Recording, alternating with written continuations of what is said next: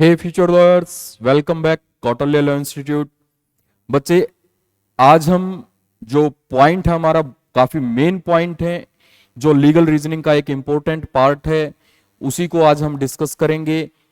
जो है आपका इंडियन कॉन्स्टिट्यूशन। जो आज हमारा डिस्कशन का पॉइंट है वो इंडियन कॉन्स्टिट्यूशन है। बेटा, यू नो वेरी वेल कि जो हमारा इंडिया है वो वर्ल्ड में सबसे बड़ा डेमोक्रेटिक कंट्री है, और हमारा जो कॉन्स्टिट्यूशन है वो वर्ल्ड में सबसे बड़ा हैंड रिटन कॉन्स्टिट्यूशन है। इवन बच्चे, अगर हम बात करें, हैंड रिटन के साथ साथ ये भारत के सिटीजन की पहचान भी है।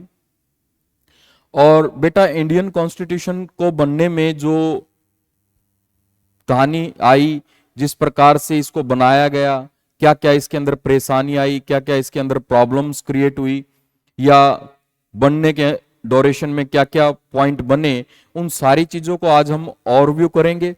बेटा, ये वीडियो क्लैट के उन बच्चों के लिए सबसे इंपॉर्टेंट है जो अभी फ्यूचर में एग्जाम देने वाले 2025 के लिए, ये उनके लिए मोस्ट इंपॉर्टेंट है, इंपॉर्टेंट रहने वाला है ये वीडियो। इसको ध्यान से देखिएगा, और सारी चीजों को बिल्कुल इस प्रकार से मैंने क्रिएट करा है ताकि आपके सारे डाउट्स क्लियर हो जाएं।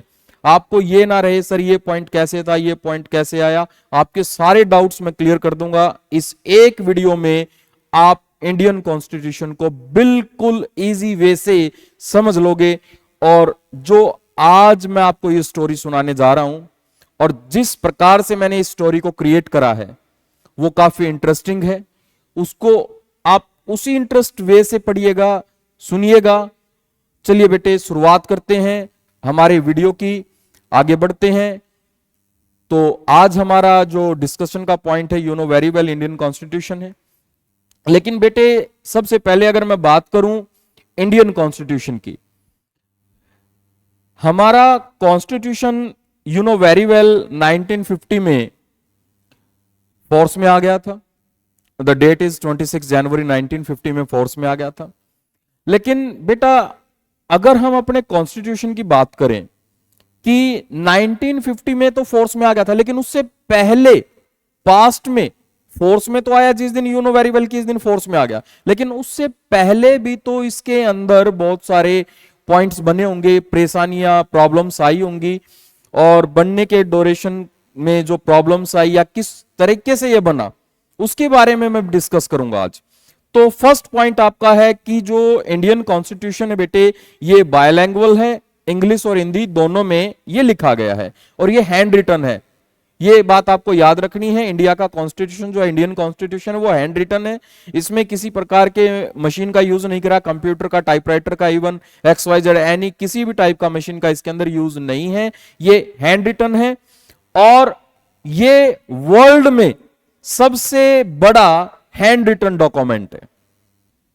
बेटे, जैसे आपको सभी को पता है, अभी मैंने बताया 26 जैन को आप रिपब्लिक डे मनाते हैं, और जो हमारा जो कॉन्स्टिट्यूशन डे है 26 नवंबर 1949, और इफेक्टिव डेट है 26 जनवरी 1950। लेकिन बेटे, ये नहीं कि ये 2 साल 11 महीने 18 दिन में बना, राइट, ये बना है, लेकिन इसके अंदर मेहनत कितनी लगी, इसके अंदर परेशानियां क्या आई, उस ड्यूरेशन में क्या क्या चीजें हमें देखनी पड़ी, उस सारे चीज को आज हम ओवरव्यू करेंगे। बेटा, इंडियन कॉन्स्टिट्यूशन की अगर हम बात करें तो अंग्रेज लोगों ने, ब्रिटेन सरकार ने एक मैप स्टार्ट कर दिया था 1858 से ही इंडिया को एक कॉन्स्टिट्यूशन देने का। लेकिन उस पॉइंट में वो जो जितने भी एक्ट थे वो एक्ट कामयाब थे ही नहीं। रीजन, क्योंकि वो सारे के सारे पावर देते थे ब्रिटेन गवर्नमेंट को, ब्रिटिश गवर्नमेंट को। इंडिया के लोगों को उसके अंदर कोई भागीदारी थी ही नहीं। अगर भागीदारी थी नहीं और इंडिया के लिए वो चीज बनाई जा रही है और इंडिया के लोगों की उसके अंदर कोई भागीदारी है ही नहीं, तो कामयाब कैसे होगा, राइट? वो कामयाब कैसे होगा? अगर हम बात करें, जैसे आपको स्क्रीन पे दिख रहा है, 1858 में कुछ एक्ट्स आए जो आप कह सकते हैं भारत को संवैधानिक तौर पे बनाने का कुछ उनका एक प्रयत्न था। First act, government of India act 1858, the next one is Indian council act 1861, Indian Council Act 1892, Indian Council Act 1909 and the last one is Government of India 1919. बेटा ये सक्सेस हो ही नहीं पाए।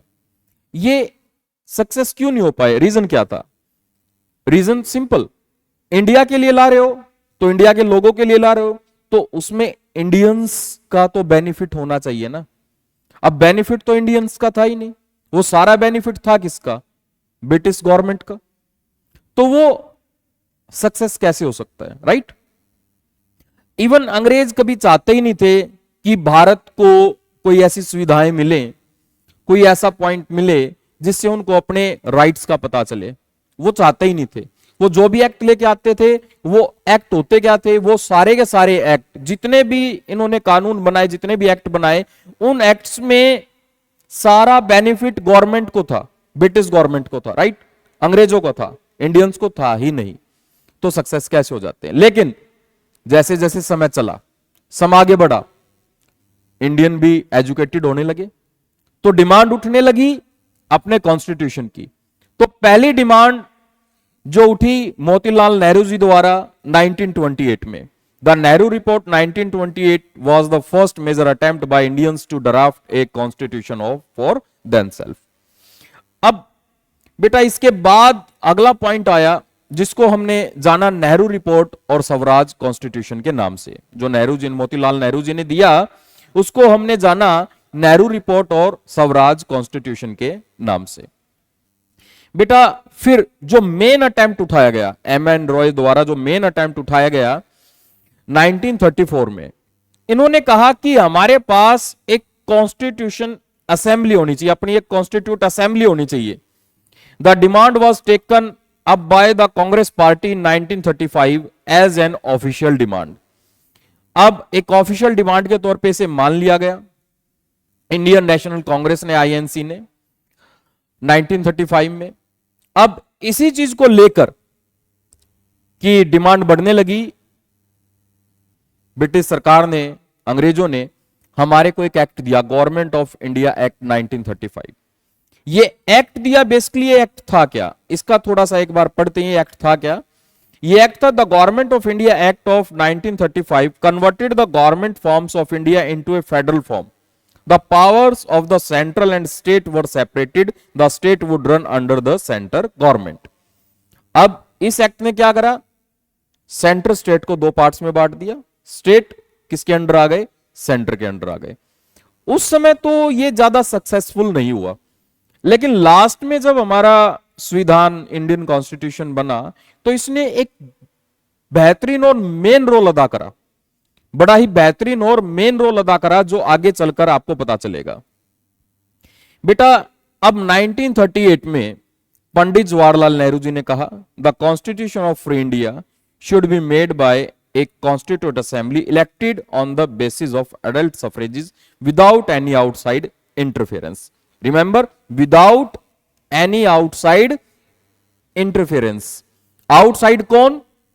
यू नो वेरी वेल, आप समझ गए outsider कौन? Outsider अंग्रेज, ब्रिटेन के लोग। ब्रिटिश सरकार को यहां पर पॉइंट आउट करा गया है कि हमें आउटसाइड इंटरफेरेंस नहीं चाहिए। अगर हम भारत का संविधान बनाना चाहते हैं, हम अपना संविधान बनाएंगे, हम अपने लिए बनाएंगे, इसमें हमारे को कोई भी इंटरफेरेंस नहीं चाहिए, आउटर इंटरफेरेंस बिल्कुल नहीं चाहिए, हम अपने अकॉर्डिंग काम करेंगे। जो एक बहुत ही बेहतरीन बात थी, एक इंपॉर्टेंट पॉइंट यहां पर दिया गया पंडित जवाहरलाल नेहरू जी ने। लेकिन अब हुआ क्या? अब हुआ ये, ब्रिटिश सरकार को यह चीज नागवार हो गई। उन्होंने इसका ऑब्जेक्शन दे दिया, विरोध कर दिया। Initially the British official opposed the demand of constitute assembly, कि कॉन्स्टिट्यूट असेंबली जो ये इंडियंस की है, इसके अगेंस्ट थे। वो नहीं चाहते थे ऐसा हो। क्यों नहीं चाहते थे? यू नो वेरी वेल, क्यों नहीं चाहते थे? क्योंकि वो चाहते ही नहीं थे कभी भारतीयों को कोई अधिकार मिले, कोई राइट्स मिले। लेकिन समय बदला, सेकेंड वर्ल्ड वॉर का दबाव ऐसा आया, इस दबाव में ब्रिटिश सरकार के घुटने जमीन पर आ गए, उनके ऊपर बहुत ज्यादा दबाव पड़ने लगा। ब्रिटेन में सरकार का तख्ता पलट हो गया। तो दबाव को देखते हुए, उस दबाव को देखते हुए यह स्वीकार कर लिया गया, ब्रिटिश सरकार द्वारा यह स्वीकार कर लिया गया कि ठीक है, हम आपको आपका संविधान बनाने के लिए कॉन्स्टिट्यूट असेंबली एक्सेप्ट करते हैं।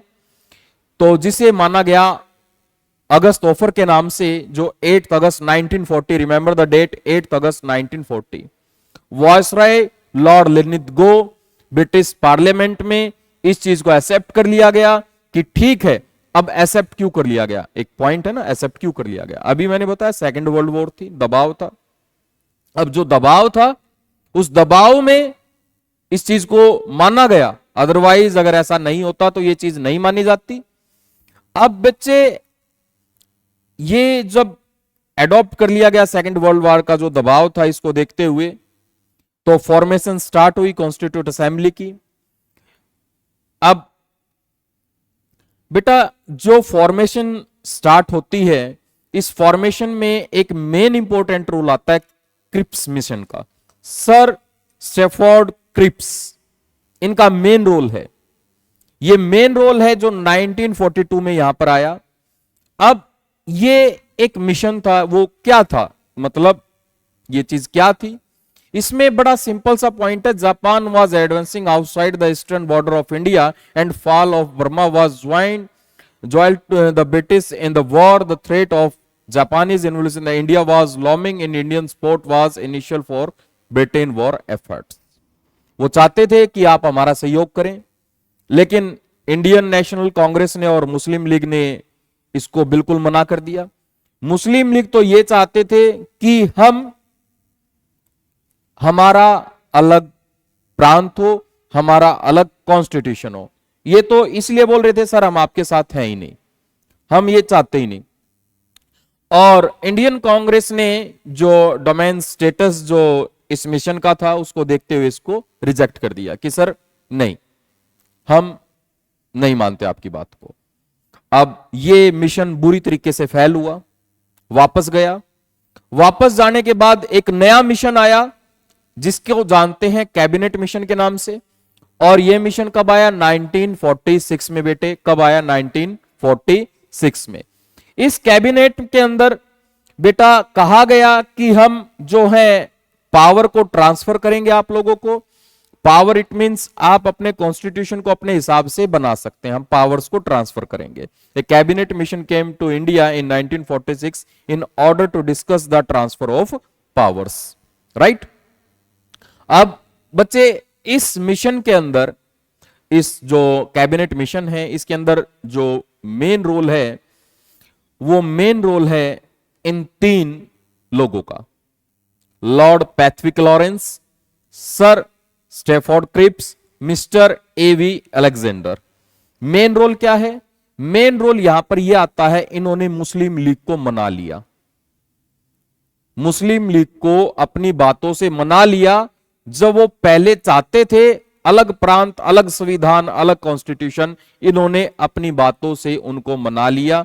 और मनाने के बाद वो बोले चलिए सर ठीक है, हम आपके साथ हैं। और भारत के संविधान की फॉर्मेशन स्टार्ट हो गई। अब बेटा मोटे से तौर पर 10 लाख लोगों पर एक सीट दी गई। अब क्या हुआ, the total members of the constitute assembly was 389, of which 296 were representative of British India and 93 represent the princely states. Total जो सीट जो बनी, देखिए किसी असेंबली के लिए सीट तो होंगी ना, वहां पर मेंबर तो होंगे जो उस कॉन्स्टिट्यूशन को बनाएंगे। तो टोटल सीट कितनी आई मेंबर्स की, 389, जिसमें 296 क्या थी, ब्रिटिश इंडिया रिप्रेजेंट हो रहा था, और 93 क्या थी, प्रिंसली स्टेट्स के लिए। अब बेटा अडल्ट सफरेजिस से यहां पर वोटिंग हुई। इवन यहां पर भारतीय लोगों ने वोटिंग नहीं करी, भारतीय लोगों का योगदान नहीं था। जो वोटिंग हुई 296 सीट्स की, उसमें 208 सीट आईएनसी को मिले, 15 इंडिपेंडेंट थे, और 73 सीट्स बेटा मुस्लिम लीग को मिले। अब जैसे 73 सीट मुस्लिम लीग को मिले, तो मुस्लिम लीग को यह लगा कि 208 सीट जो है आईएनसी को मिला है और हमें सीट कितने मिले हैं? 73। अब 73 सीट उनके दिमाग में आया कि यह संविधान तो भारतीयों के हिंदुओं का हो गया, हिंदू रिलीजन का हो गया ये कॉन्स्टिट्यूशन, हमारी तो इसमें भागीदारी कम हो गई।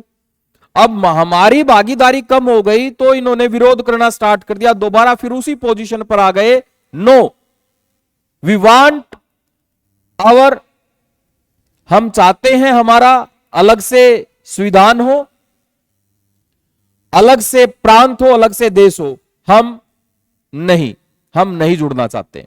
इन्होंने विरोध करना स्टार्ट कर दिया, अगेंस्ट हो गए। बेटा अभी जैसे मैंने अडल्ट सफरेजेस का बात करी थी, जो वोटिंग में है अडल्ट सफरेजेस की बात थी। अब यहां पर बेटा जो सीट मिली वो पर्टिकुलर यहां पर एक रिलीजन को नहीं दी गई, इसमें सीटों में मुस्लिम भी थे, हिंदू भी, सिख भी, पारसी भी, एंग्लो इंडियंस भी, क्रिश्चियन भी, और 15 वुमेन्स भी इसके अंदर थी, राइट, याद रखिएगा 15 वुमेन भी इन सीट्स, जो सीट मिली उसमें 15 वुमेन्स को भी सीट मिली है, और SC ST and the other BC OBC all other the caste, यहां पर सभी को सीट दी गई थी, पर्टिकुलर एक रिलीजन या एक कास्ट को सीट नहीं मिली थी। अब ऐसा क्यों हुआ था, बात ये आती है ऐसा क्यों हुआ भाई? ऐसा इसलिए हुआ कि पर्टिकुलर अगर हम सारा हिंदू को दे दे तो वो किसके लिए संविधान कॉन्स्टिट्यूशन किसके फेवर में बनेगा? हिंदुओं के फेवर में बनेगा। सारा मुस्लिम को दे दे तो कॉन्स्टिट्यूशन मुस्लिम के फेवर में बनेगा, भाई सिख को दे दे तो सिख के फेवर में बनेगा। तो यहां पर क्या हो गया, मेंबर्स जो है सभी जगह से आए, सारे रिलीजन से आए, ताकि सभी को समानता मिले, किसी को ऐसा ना हो कि उसको ज्यादा इसको कम, उसको ज्यादा इसको कम, ऐसा कुछ नहीं था, राइट। दैट्स वाई यहां पर इस चीज को फॉलो अप लिया गया। अब फॉर्मेशन स्टार्ट होती है बेटा, कॉन्स्टिट्यूशन असेंबली बनके तैयार हो गई, जो है पहली मीटिंग 1946 में 9 दिसंबर 1946 में पहली मीटिंग स्टार्ट हो गई। अब पहली मीटिंग में तैयारी करी गई कि भारत का संविधान कैसे बनेगा, कैसे कॉन्स्टिट्यूशन को आगे, इसमें क्या क्या चीजें होनी चाहिए, क्या क्या चीजें नहीं होनी चाहिए। लेकिन जो लोग नाराज थे वो तो आए नहीं। कौन? मुस्लिम लीग। मुस्लिम लीग के कोई भी सदस्य नहीं आया, उन्होंने बायकॉट कर दिया मीटिंग का। क्या कर दिया? बायकॉट कर दिया मीटिंग का, demanding A separate state. The Muslim league boycott the meeting. क्या मांग लिया? डिमांडिंग ए सेपरेट स्टेट। क्या मान लिया? अपना डिमांड कर दिया कि हमारे को हमारा सेपरेट स्टेट दो, हमारे को हमारा सेपरेट स्टेट दो। और साथ में दो मेन हस्तियां भी पहली मीटिंग में नहीं आई, मोहम्मद अली जिन्ना, महात्मा गांधी पहली मीटिंग में नहीं आए। 211 लोग यहां पर मेंबर पहली मीटिंग में थे। 211 मेंबर पहली मीटिंग में थे। कौन नहीं थे ये अभी मैंने आपको बताया, मुस्लिम लीग के सदस्य और मोहम्मद अली जिन्ना और महात्मा गांधी जी। अब फ्रांस के एक नियम के बेस पर सब आके सबसे बुजुर्ग इंसान को यहां पर एक एक्टिंग चेयरमैन बना दिया गया, जिनका नाम था सच्चिदानंद सिन्हा। यह पॉइंट आपको याद रहना चाहिए। यह परंपरा जो है फ्रांस से उठाई गई कि सभा का अगर कोई सदस्य कोई मेन चेयरमैन बनेगा तो वो बनेगा जो सबसे बुजुर्ग हो, सबसे ओल्ड हो। और उस समय सबसे ओल्ड जो थे हमारे सच्चिदानंद सिन्हा जी थे, जिनको फर्स्ट एक्टिंग चेयरमैन बना दिया गया कॉन्स्टिट्यूट असेंबली का, राइट। लेकिन उसके बाद चुनाव के माध्यम से, इलेक्शन के माध्यम से 11 दिसंबर 1946 को राजेंद्र प्रसाद जी को यहां पर इलेक्ट कर लिया गया प्रेसिडेंट के तौर पे। HC मुखर्जी वाइस प्रेसिडेंट बना दिए गए। याद रखिएगा यहां पर अभी मैंने बात करी है, HC मुखर्जी को यहां पर क्या बना दिया गया? Vice president. और BN राव जी को एडवाइजर बना दिया गया। क्या बना दिया गया बेटा? एडवाइजर बना दिया गया। अब बेटा बात आती है यहां पर पंडित जवाहरलाल नेहरू जी की, जो मेन रोल अदा होता है हमारे कॉन्स्टिट्यूशन में। ये 22 जनवरी 1947 को, 22 जनवरी 1947 47 को बेटा इन्होंने एक प्रपोजल दिया जिसको हम जानते हैं ऑब्जेक्टिव रेजोल्यूशंस के नाम से। इन्होंने ये बताया कि सर हमारे को हमारे कॉन्स्टिट्यूशन में ये पॉइंट ऑब्जेक्टिव रेजोल्यूशंस रखने चाहिए। और ये क्या थे, चलिए एक बार इसके बारे में बात करते हैं। ये क्या थे? ये थे the following is a summary of this resolutions के बारे में अगर मैं बात करूं। India is a sovereign independent republic. India should be a union comprising former British India territory, Indian states and additional area outside of British India and the Indian states that choose to join the union. The territories that comprise the union shall be autonomous unit exercising all powers and responsibility of government and administration save those designated to or visited in the union. All sovereign and the independent India's power and authority as well as its constitution should derive from the people. Right? All Indian must the guaranteed social, economy and the political fairness, equality of position and opportunity, equality before the law and basic freedoms of expression, beliefs, faith, worship, vocation, association and action subject to the law and public morality. Right?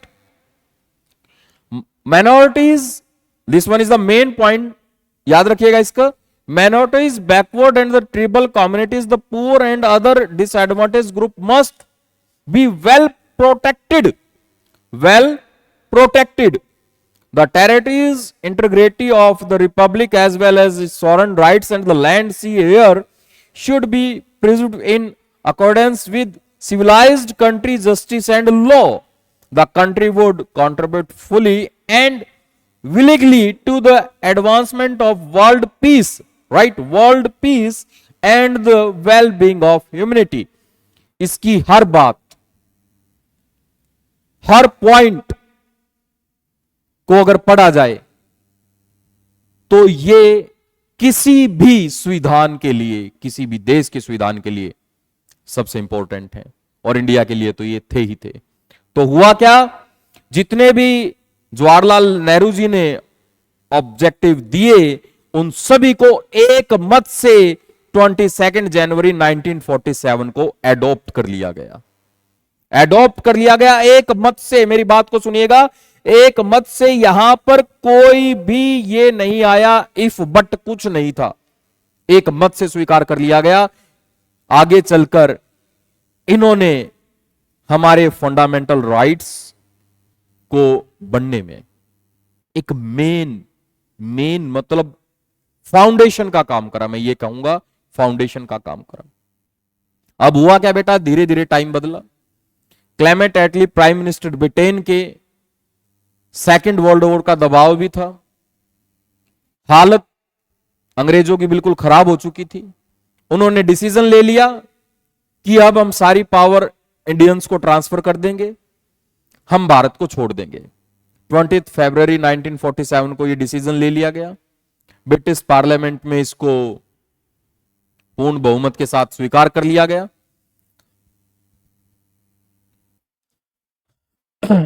लेकिन उससे पहले एक काम करना जरूरी था अंग्रेजों को, क्योंकि नॉर्मल सी बात है ना, इतने आसानी से तो नहीं जाएंगे। उन्होंने एक काम करा, क्या करा, जिसे माउंटबेटन प्लान के नाम से भी जानते हैं।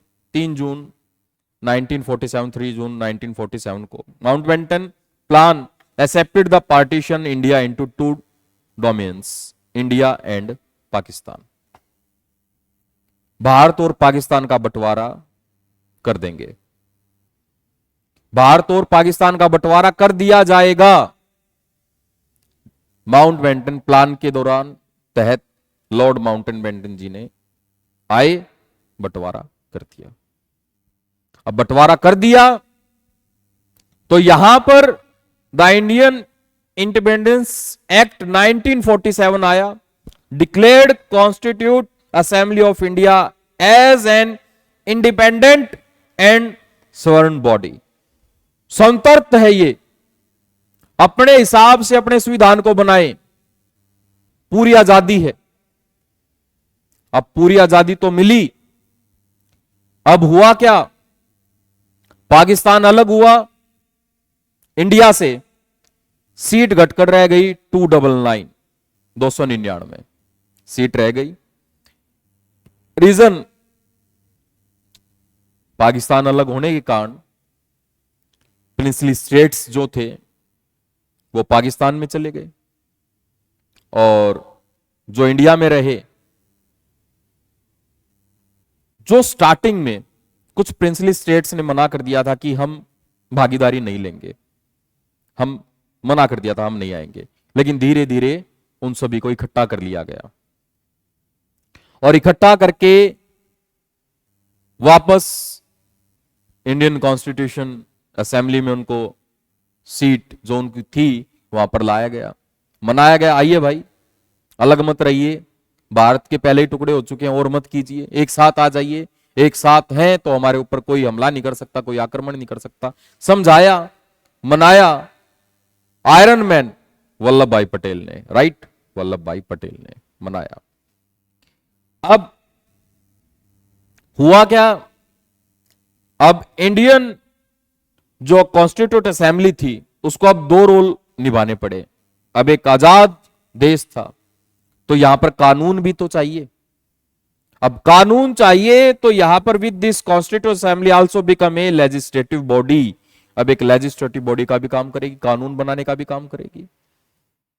अब जब संविधान की बात आएगी, कॉन्स्टिट्यूशन की बात आएगी, तो प्रेसिडेंट डॉक्टर राजेंद्र प्रसाद जी, और जब लेजिस्लेटिव बॉडी के तौर पे यह कॉन्स्टिट्यूट असेंबली काम करेगी तो जीवी माल्यंकर जी को प्रेसिडेंट नियुक्त कर दिया गया।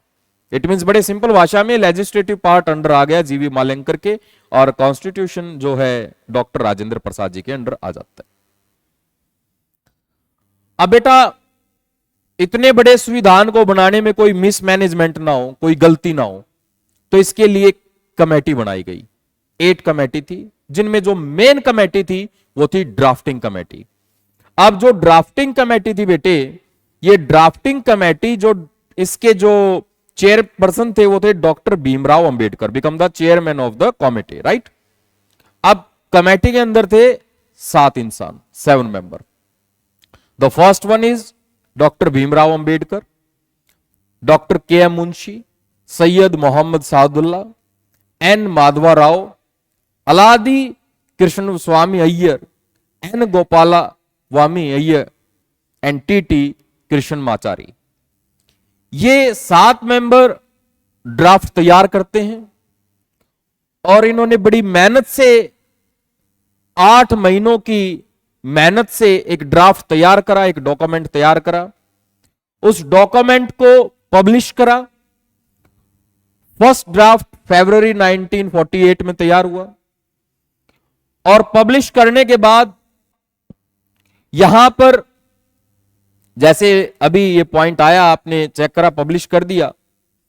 अब पब्लिश करने के बाद इसकी जो लोगों ने आलोचना करी, इसमें मॉडिफिकेशंस की बात करी, इसको क्रिटिसाइज करा, अपने सजेशन दिए, उन सभी को इन्होंने पढ़ा और एक सेकंड ड्राफ्ट फिर तैयार करा, ध्यान से उन चीजों को देखा अक्टूबर 1948 में, और इस सेकंड ड्राफ्ट को doctor Bhimrao Ambedkar ji constitute assembly को दे देते हैं 4 नवंबर 1948 को, जिसपे 7635 अमेंडमेंट्स में 2443 पे विस्तार से चर्चा हुई।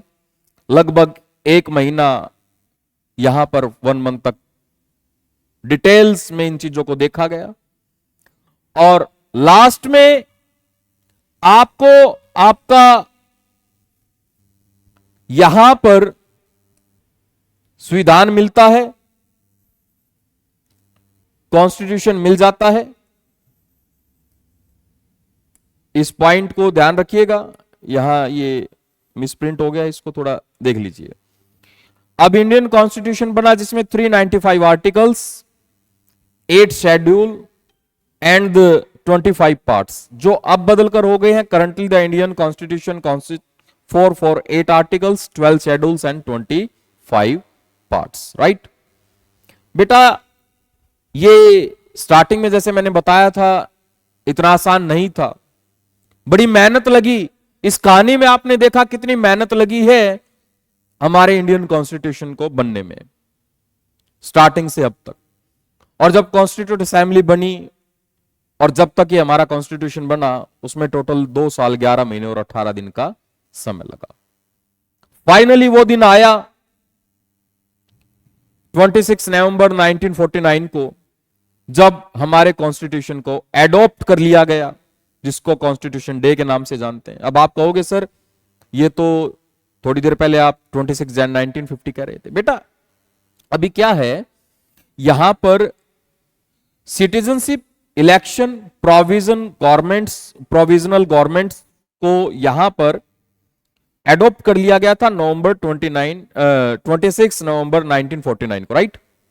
लेकिन इन फोर्स में जो आया था, पूरी तरीके से जो फोर्स में आया था, वो आया था 26 जनवरी 1950 को। अब बेटा 24 जनवरी 1950 जो लास्ट मीटिंग हुई, वहां पर राजेंद्र जी को हमारे पहले प्रेसिडेंट के रूप में भी नियुक्त कर लिया गया, मान लिया गया, हमारे पहले प्रेसिडेंट के तौर पे ले लिया गया। First president of India Rajendra Prasad.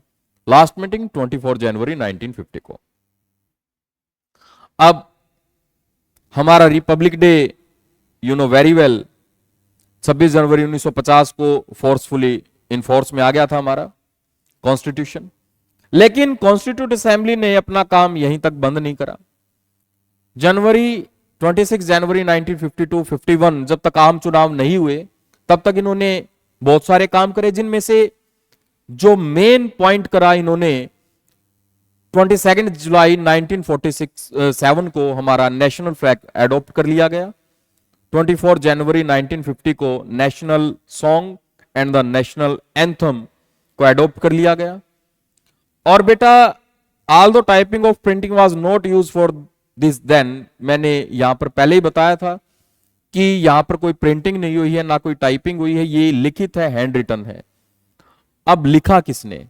इतनी मेहनत जो करी लिखने में, 6 महीने की मेहनत लगी है, 6 मंथ की लिखने में, केवल लिखने में 6 महीने की मेहनत है।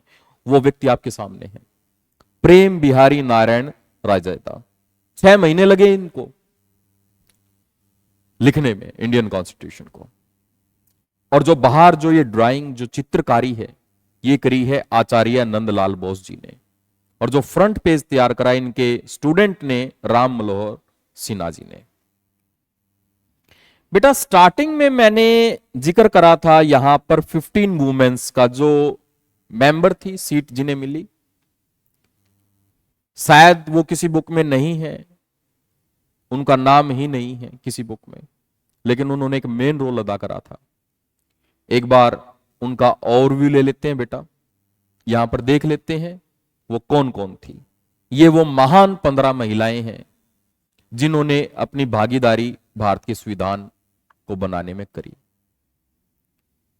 संविधान में फीमेल्स को, महिलाओं को रिजर्वेशन, उनके ऊपर जो पास्ट में जितने अत्याचार हुए, जो क्रूरल्टी उनके ऊपर हुई, कॉन्स्टिट्यूशन में उन चीजों को दोबारा ना होने दिया जाए, वो आर्टिकल्स तैयार करे। एक महान मेन रोल अदा करा, मैं ये कहूंगा मेन रोल अदा करा इन्होंने। कौन कौन थी? दक्षियानी, हेंसा, अम्मू, मालती, पूर्णिमा बनर्जी, राजकुमारी अमृत कौर, विजय लक्ष्मी पंडित, दुर्गाबाई देशमुख, लीला रॉय, सुचेता कृपलानी, सरोजनी नायडू, बेगम रसूल, कमला, रेणुका रॉय और एनी। ये वो 15 महिलाएं, आप स्क्रीन को पॉज करके यहां आराम से इनको देख सकते हैं, पढ़ सकते हैं इनके नाम को। ये वो 15 महिलाएं थी जिन्होंने एक मेन रोल अदा करा कॉन्स्टिट्यूशन में। आप यहां पर एक चीज और देखिएगा, ये फीमेल्स को मेंबर क्यों बनाया गया? मेल मेल भी हो सकते थे, लेकिन भारत का संविधान जो है, जो इंडियन कॉन्स्टिट्यूशन है, स्टार्टिंग में बताया गया था कि ये भारत के लोगों के लिए है, और भारत के लोगों के लिए है, तो उस समय जो है बेटा, उस जो वो समय था और जो काल था, उस समय में भारत की जो स्त्रियां हैं वो एक पिछड़े वर्ग में थी, तो उनके उत्थान के लिए उनकी प्रॉब्लम्स क्या थी क्या नहीं थी, तो एक महिला की प्रॉब्लम महिला बेटर समझ सकती है। तो दैट्स वाई यहां पर यह भी एक रोल था कि हमें अपने कॉन्स्टिट्यूशन को बनाने में फीमेल्स को लेना चाहिए। बेटा होप सो जितना मैंने आपको यह समझाया, एक बेटर वे मैंने आपको दिया है, कोशिश करी है उस चीज को एक अच्छे तरीके से समझाने की। उम्मीद करता हूं बेटे आपको अच्छे से समझ में आया होगा। आगे भी मैं ऐसी वीडियो लेके आता रहूंगा आपके लिए। और रिमेंबर बच्चे, इस बात को याद रखें, भूले ना कि अगर आपको यह वीडियो इंटरेस्टिंग वीडियो ऐसे ही देखनी है तो चैनल को सब्सक्राइब करना ना भूलें और बेल आइकन को जरूर दबाएं। बेटा हमारी टीम, कौटिल्य लॉ टीम, भरपूर प्रयास करती है आप लोगों को हर वो चीज देने के लिए जो आपको समझनी चाहिए। जिसका रट्टाफिकेशन आप लोग करते हैं वो रट्टाफिकेशन नहीं करना, आपको केवल क्या करना है, उन चीजों को याद रखना है, समझना है। हम समझाते हैं बेटा, हम रट्टा नहीं करवाते। चलिए बेटे, थैंक यू वेरी मच।